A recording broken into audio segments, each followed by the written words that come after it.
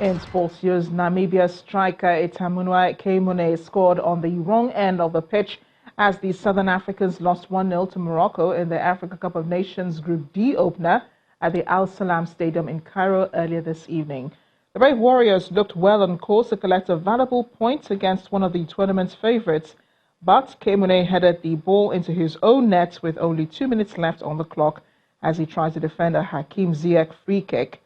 Midfielder Crepin Diata's screamer added on to Keita Balde's first-half opener was enough as Senegal's Teranga Lions began their hunt for a maiden Africa Cup of Nations title with a 2-0 win over Tanzania's Taifa Stars at the June 30 stadium in Cairo.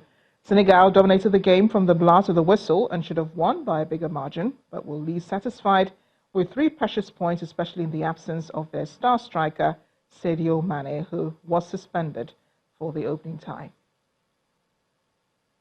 Africa's third representative at the FIFA Women's World Cup, Cameroon, have been eliminated from the tournament, losing to England by 3 unreplied goals in today's round of 16 tie. Steph Houghton scored following an indirect free kick, and Ellen White added a second before halftime.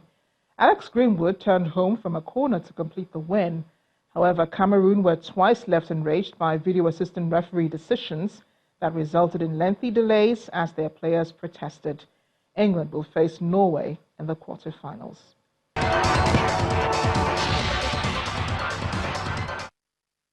Ethiopia's Chief of Army Staff General Ser Mekonnen has been shot dead by his own bodyguard in the capital, Addis Ababa. He was killed on Saturday evening at his residence along with another general, Gizai Abera, by the bodyguard who is now in custody. The government says it has reason to think that the attack was linked to the assassination of the governor of Amhara a few hours earlier in the region's capital, Bahir Dar.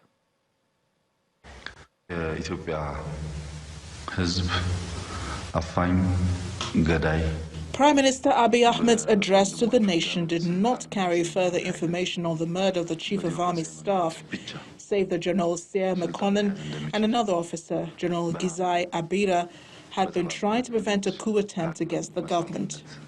They had been killed in General Sier's home in Addis Ababa by his bodyguard.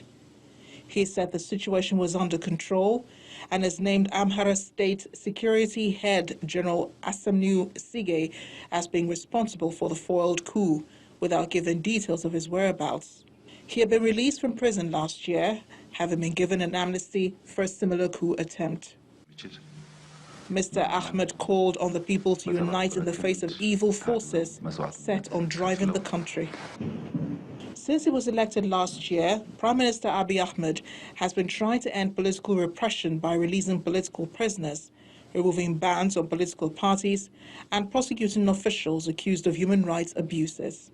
The Prime Minister says those involved in the attempted coup have been arrested, and operations are in progress to detain others.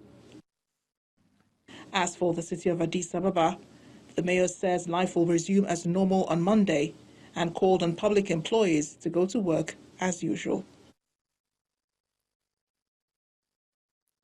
America launched a cyber attack on Iranian weapons systems on Thursday as President Trump pulled out of airstrikes on the country.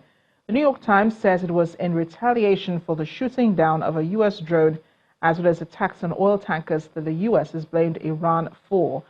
According to other U.S. media outlets, the attack had been planned for several weeks and had been suggested as a way of responding to the mine attacks on tankers in the Gulf of Oman. President Donald Trump says he's set to impose further sanctions on Iran, which he has described as major. He says the sanctions are needed to prevent Tehran from obtaining nuclear weapons, and economic pressure would be maintained unless Tehran changed course. And the main news again. 3 persons have been killed while 20 others kidnapped in an attack on Zamfara State today. Also today, 8 persons were injured in Lagos building collapse at Mafoluku Oshodi area of the state. We also told you the Ethiopian army chief was today shot dead by his own bodyguard in a regional coup attempt. That's the news at 10 tonight. Thank you for watching. I am Amarachi Ubani. Good night.